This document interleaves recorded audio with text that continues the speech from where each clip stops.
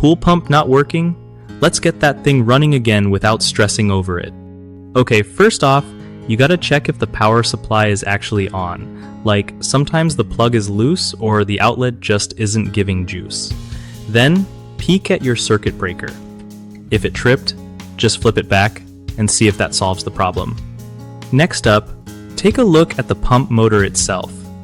If it's making weird noises or not spinning, there might be an issue inside. Capacitors are sneaky little parts that help start the motor.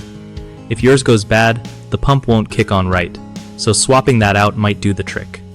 Also, don't forget to check for any debris blocking the impeller inside the pump housing. Sometimes cleaning out leaves or gunk can get everything moving smoothly again. If you're still stuck, the motor might be shot and need replacing, which can be a bit pricier but necessary.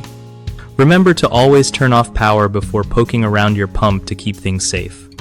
One of the biggest mistakes people make when their pool pump stops working is ignoring the power source.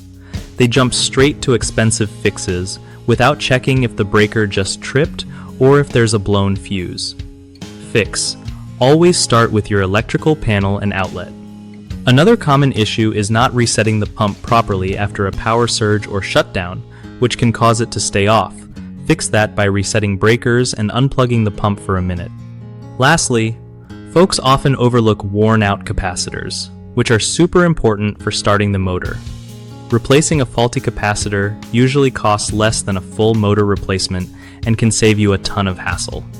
BigHomeProjects.com is awesome because it helps homeowners find reliable local contractors who really know their stuff, making your repair or upgrade stress-free.